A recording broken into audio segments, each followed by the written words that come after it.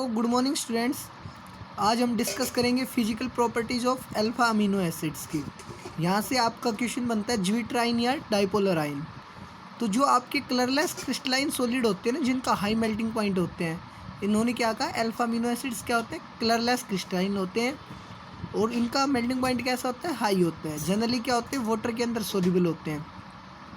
Alpha amino acid आपका behave करता है एज ए डाइपोलर आयन और ज्विट्राइन की तरह। ये क्वेश्चन आता है, what do you mean by the zwitterion. ये ज्विट्राइन की तरह बिहेव क्यों करता है, क्योंकि due to the transfer of a proton from COOH group. ये जो आपका कार्बोक्सिलिक एसिड ग्रुप होता है COOH, इसमें से हाइड्रोजन को क्या कर देता है, ट्रांसफ़र कर देता है किसको, NH2 को। ठीक है, जिसके कारण क्या होता है कि मॉलिक्यूल के अंदर क्या आ जाता है कि पॉजिटिव चार्ज भी अराइज हो जाता है और नेगेटिव चार्ज भी अराइज हो जाता है। अब COOH ग्रुप है ना, तो ऑक्सीजन मोर इलेक्ट्रोनेगेटिव है हाइड्रोजन से, तो ये क्या करेगा, हाइड्रोजन H पॉजिटिव को रिलीज़ करेगा। अब इसके ऊपर क्या है, नाइट्रोजन के ऊपर लोन पेयर ऑफ इलेक्ट्रॉन, तो ये हाइड्रोजन को क्या करेगा, एक्सेप्ट करेगा। तो ऑक्सीजन के ऊपर नेगेटिव चार्ज आया और नाइट्रोजन के ऊपर कैसा चार्ज बन गया, अभी पॉजिटिव चार्ज। तो कितने चार्ज आए, 2 चार्ज आए, तो क्या बोलेंगे, डाइपोलर। क्या बोलेंगे, डाइपोलर आयन या फिर ज्विट्राइन बोलेंगे। ठीक है, इन ज्विट्राइन के अंदर बोलता है कि form it acts as a amphoteric. Zwitterion के अंदर ये आपका अमीनो एसिड होता है, कैसा होता है, एम्फोटेरिक होता है, मतलब ये एसिड की तरह भी बिहेव कर सकता है और आपका बेस की तरह बिहेव कर सकता है, मतलब दोनों के साथ क्या कर सकता है, कंबाइन कर सकता है। ठीक है, एक आइसोइलेक्ट्रिक पॉइंट आता है आपका अल्फा अमीनो एसिड्स के अंदर, ये भी इंपॉर्टेंट होता है। एसिडिक मीडियम के अंदर क्या होता है कि जो कैटाइन होता है ना, वो माइग्रेट करता है किसकी तरफ, कैथोड की तरफ। और जो बेसिक मीडियम के अंदर क्या होता है, जो एनाइन होता है ना, वो मूव करता है किसकी तरफ, एनोड की तरफ।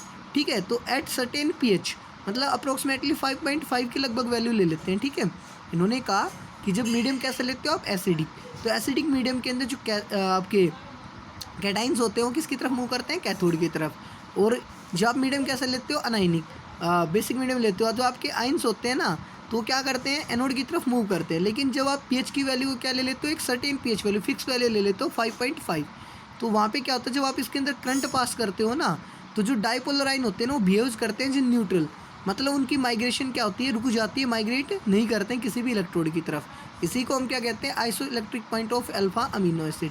तो इसका मतलब क्या है, at a certain pH when amount of electric current या electricity is passed, the dipolar ion behaves as a neutral, means the moment of the ions will stop, ठीक है, towards any electrode.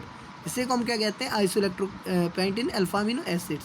Generally alpha amino acids के लिए pH कितना ज़्यादा होना चाहिए, pH range होनी चाहिए आइसो इलेक्ट्रिक पॉइंट के लिए 5.5 से लेकर 6.3 तक। ग्लाइसिन होता है, वो क्या होता है, ऑप्टिकली इनएक्टिव होता है अल्फा अमीनो एसिड, वाइल जबकि सारे अल्फा अमीनो एसिड्स को छोड़ के क्या होते हैं, ऑप्टिकली एक्टिव होते हैं आपके। उसके बाद में आपका आता है DL नोटेशन। तो DL नोटेशन के अंदर क्या होता है कि अगर NH2 ग्रुप आपका प्रेजेंट होता है राइट साइड में, तो हम इसको क्या कहते हैं, डी कन्फिग्रेशन। क्या बोलते हैं इसको, डी कन्फिग्रेशन। अगर NH2 ग्रुप प्रेजेंट होता है आपका लेफ्ट साइड में, तो हम इसको क्या बोलते हैं, L कन्फिग्रेशन या L नोटेशन। ठीक है, chemical properties of alpha amino acids. Peptide bond क्या होता है आपका, ठीक है, पेप्टाइड बॉन्ड आता है क्वेश्चन के अंदर, बहुत इंपॉर्टेंट होता है। क्या कहता है कि जब 2 अमीनो एसिड्स की यूनिट आप आपस में कंबाइन करती है ना, तो क्या रिलीज होता है, एक वाटर का मॉलिक्यूल बाहर निकलता है आपका, और उनके बीच में क्या हो जाती है, अमीनो एसिड्स की 2 यूनिट्स के बीच में एक लिंकेज बन जाती है, जिसको हम क्या बोलते हैं, पेप्टाइड लिंकेज बोलते हैं।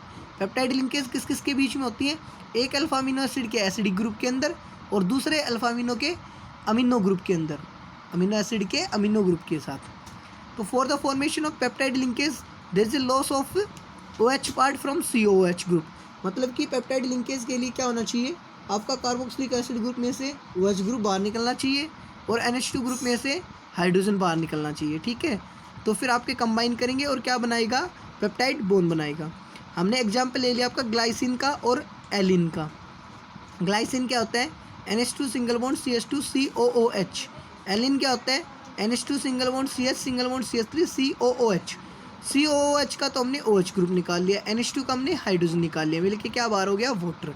ठीक है, नीचे दिखाया हुआ आपका। अब क्या लिंकेज बन जाएगी, CO ग्रुप के बीच में और जो NHS के बीच में एक लिंकेज बन गई, ये दोनों कंबाइन हो गए, एक दूसरे से जुड़ गए। इसी को हम क्या बोलते हैं, पेप्टाइड लिंकेज बोलते हैं।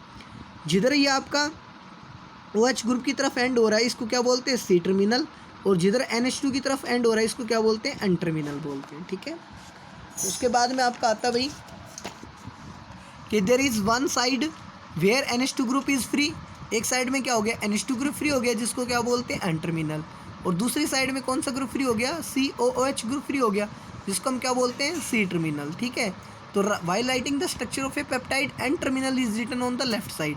जब भी आप पेप्टाइड लिंकेज को शो करोगे तो ध्यान रखोगे कि जो N टर्मिनल होता है वो हमेशा आप कौन सी साइड में लिखोगे, लेफ्ट साइड में, और C टर्मिनल को हमेशा कौन सी साइड में लिखोगे, राइट साइड में। ठीक है, depending upon the number of amino acids present the peptides have been classified into following categories. First होता है आपका ओलिगोपेप्टाइड्स। ओलिगोपेप्टाइड्स के अंदर कितने अमीनो एसिड्स प्रेजेंट होते हैं, आपके 2 to 9 यूनिट्स प्रेजेंट होती हैं। पॉलीपेप्टाइड्स के अंदर कितनी प्रेजेंट होती हैं, 10 to 100 अमीनो एसिड्स प्रेजेंट होते हैं।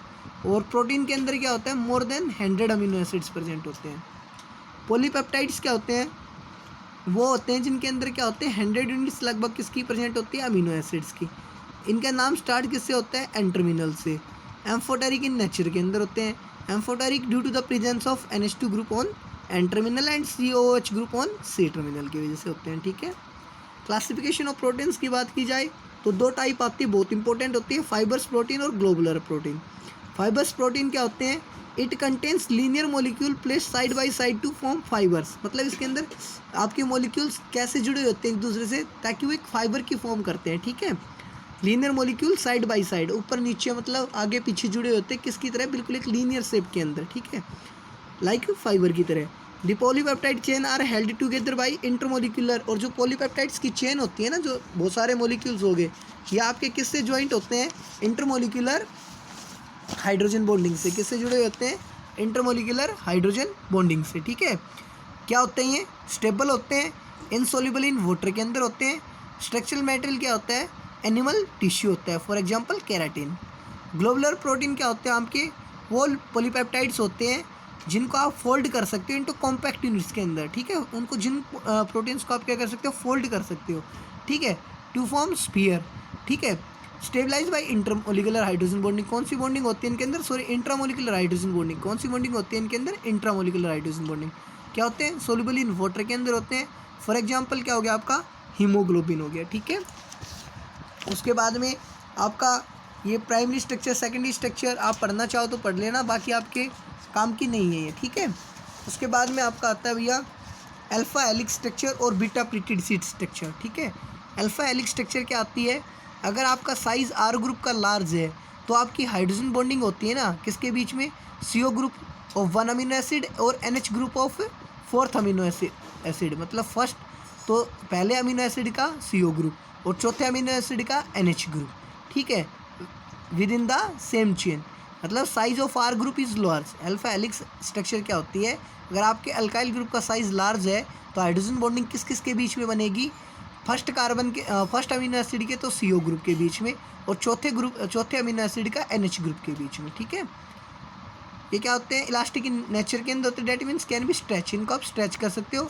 Hydrogen bond will be broken and length will be increase. When tension is released hydrogen bond again forms and gives alpha helix structure. Thank you. Have a nice day.